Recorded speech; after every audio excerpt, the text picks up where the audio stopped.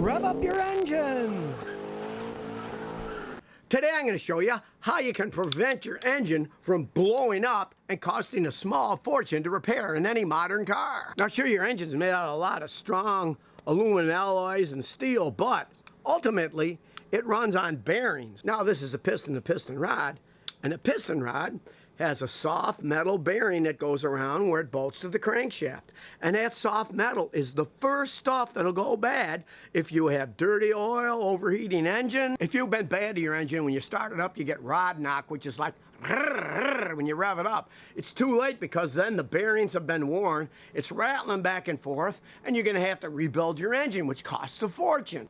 So the first thing, of course, is to use high quality oil. Use the right viscosity. If it says use 5W20, use 5W20 oil. And change it frequently, because what happens when oil gets dirty? It has more friction. More friction, it's going to wear these soft bearings out faster. You don't want to save pennies changing your oil less frequently, only to find out that, say, changing oil every 10,000 miles wasn't such a hot idea when your bearings start to get worn out. Because as I've mentioned previously, hey, a lot of modern cars, they're actually burning oil. And then you go to the dealership and they say, oh, it's normal for that Chevy to burn a quart of oil every 1,000 miles.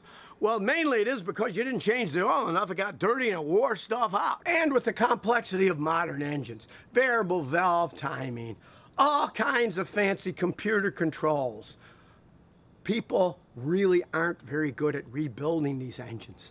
So if you do wear your engine out, it's not like it was when I was young and people had V8 pushrod Chevy engines. You could rebuild one of those in less than a day. They were very simple. But modern engines, really, it's going to cost $5, $6, $7, $8 or more $1,000 to rebuild a modern engine correctly. Realize that many modern engines, the heads where the cam fits in to open the valves, they're what's called line bored. The cam fits directly on the head. There are no actual bearings to replace. So if it gets worn inside the cam, you got to replace the cam and the head. You can't just replace the cam because there's no cam bearings on the head to replace. You got to replace the whole head. Like many other things in our modern society, they're making stuff too. You use it, when it breaks, you throw it away and buy another one. And engines are so expensive, you don't want to ruin it for lack of clean oil. So if you only listen to one thing that I say, listen to keep clean, high-quality oil in your engine. Now, the next thing to keep your engine running a long time, trouble-free, is never let it overheat. Every once in a while, turn your car on. Turn the AC on, full blast. Then make sure your cooling fan is spinning like this one. You don't want to have a cooling fan that's not working and your car overheats in traffic. And if you have a fancier car like this Lexus, make sure that both cooling fans, left and right, are working. Your cooling system takes the heat of combustion away from the engine. As long as the coolant is not boiling inside the engine, the heat is being taken away, blown into the atmosphere, and your engine is safe. The higher the pressure in your cooling system, the better your radiator can dissipate heat. The pressure keeps it from boiling over, but if you lose pressure, then the coolant can start to boil. Now, once the coolant starts boiling, the physics of that is it's no longer dissipating all the heat from your engine, and your engine will overheat. So you want to make sure your cooling system is sealed and not leaking. If you see antifreeze leaking under the vehicle, don't think, oh, it's just a little leak, I'll take care of it later. You want to fix that as soon as possible. And here's the reason why. I once had a customer with a Toyota, and he said I was driving down a highway, and the next thing I knew, my engine shut off. And I looked at the temperature gauge, and it was still in the middle. It didn't go to hot. And I found out that I blew my engine from overheating it. So I said, Scotty, how did that happen? And I explained. His water pump had been dripping a little bit. Eventually, the bearing on the water pump seized up, and the front of the water pump came flying off. And when it did fly off, the coolant came out so fast that the temperature gauge stayed in the middle. It didn't overheat because temperature gauges work in kind of a strange way. Here on this Toyota, the temperature gauge is in here. It's a little sending unit. And it works by measuring the temperature of the water inside the radiator hose. But strangely enough, it does not work with steam.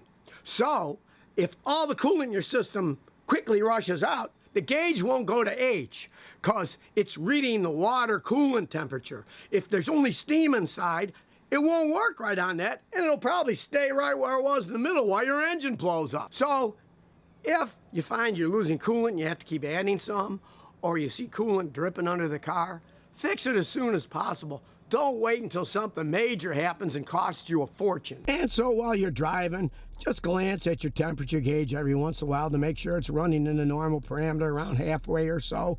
Because if it's starting to run hotter, you want to fix it sooner than later. And since modern cars are getting lower and lower to the ground because it has less coefficients of drag and they get better gas mileage, don't go flying over things like speed bumps. Because if you do, and you knock a hole in your oil pan on the bottom of the car, you can quickly lose an engine. Unfortunately, over the years, I've had quite a few customers have exactly that happen.